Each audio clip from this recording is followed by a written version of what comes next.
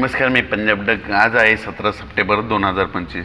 मी आहे अमरावती जिल्ह्यामध्ये. म्हणजे हे पश्चिम विदर्भ, पूर्व विदर्भ आणि पश्चिम विदर्भामध्ये अमरावती जिल्हा आहे. तर या ठिकाणी शेतकरी मेळावा आणि या ठिकाणी आलेल्याच्या नंतर सर्वप्रथम आता अमरावती जिल्ह्यात आहे म्हणून सुरुवातीला विदर्भातलाच अंदाज सांगतो.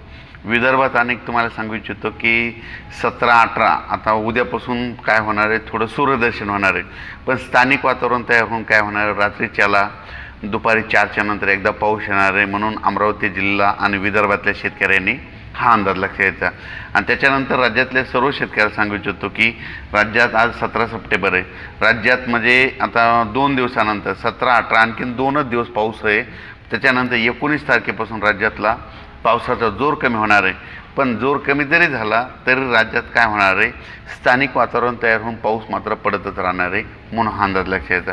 मग राज्यात आता परत पाऊस कधी येणार आहे, तर नेमक्या शेतकऱ्याचं सोयाबीन काढणं चालू आहे, उडीद काढणं चालू आहे. तर राज्यातल्या शेतकऱ्याला सांगू इच्छितो की म्हणजे सप्टेंबरच्या शेवटच्या आठवड्यात मात्र परत एकदा राज्यात मोठा पाऊस येणार आहे. म्हणून हा अंदाज लक्षात घ्यायचा. तो खूप ठिकाणी नाही पडणार, पण काही भागात मात्र ते पाऊस झोडपून काढणार आहे. म्हणजे ते सांगायचं झालं तर 24 सप्टेंबरपासून ते पावसाला सुरुवात होईल. 24 सप्टेंबरनंतर दररोज वेगवेगळ्या भागात पाऊस जाईल. त्याचा आपण व्हिडिओ नंतर देऊ. पण सप्टेंबरच्या शेवटच्या आठवड्यात मात्र परत एकदा पाऊस जोराचा पडणार आहे. म्हणून हा अंदाज लक्षात घ्यायचा. सर, आपण अमरावती या ठिकाणी आहोत, तर अमरावतीच्या शेतकऱ्यांना काय सांगू इच्छितो? तर सध्या मी अमरावती जिल्ह्यामध्ये, विदर्भामध्ये, तर विदर्भातल्या शेतकऱ्याला सांगू इच्छितो की आज देखील तुमच्या अमरावती जिल्ह्यामध्ये दुपारनंतर चांगलं सूर्यदर्शन होणार आहे. त्याच्यानंतर काय होणार आहे, पण रात्रीच्याला मात्र परत पाऊस हजेरी लावणारच आहे. म्हणजे सांगायचं झालं तर 17, 18, 19, 20 तारखेपर्यंत राज्यात पाऊस चालू राहणार आहे. पण याच्या व्यतिरिक्त तुम्हाला सांगू इच्छितो इकडला विदर्भातला जोर मात्र 11 जिल्ह्यातला जोर मात्र कमी होणार आहे.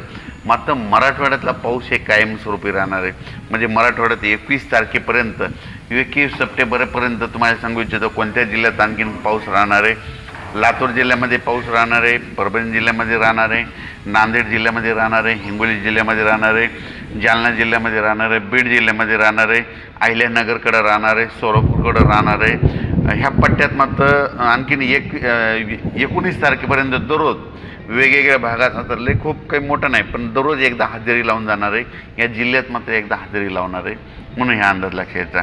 त्याच्यानंतर कोकणात देखील पाऊस आणखीन 17, 18, 19 3 कोकणपट्टीमध्ये सांगायचं झालं कुडाळपासून ते नाशिकपर्यंत ते पाऊस देखील चालू राहणार आहे. म्हणून हे अंदाज लक्षात घ्यायचा.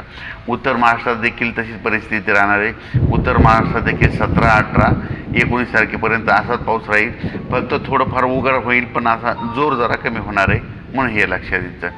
त्याच्यानंतर सांगायचं झालं तर जळगाव जिल्हा, बुलढाणा जिल्हा या पट्ट्यामध्ये काय होणार आहे, आणखीन 17, 18 आणखीन 2 दिवस मात्र पाऊस राहणारच आहे.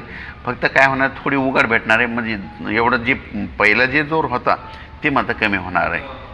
तर सर, ह्याच्यामध्ये अजून काही भाग असे राहिलेत की त्या ठिकाणी अजून पाऊस झालेला नाही, तर त्या शेतकऱ्यासाठी काय सांगू इच्छितो? आता जे काही जे सुटलेले भाग आहेत, जिथं पाणी साचलेलं नाही, समजा ज्यांना त्याला पाणी नाही, आता हे जे परतीचा पाऊस आहे ना, आणखीन हे सप्टेंबरचे आणखीन 10-12 दिवस आणि ऑक्टोबरचे 10 आणखीन 20 दिवस मात्र पावसाचे दिवस राहिलेले. त्याच्यामध्ये ते जे वंचित भाग आहेत त्यांना पडून जाणार.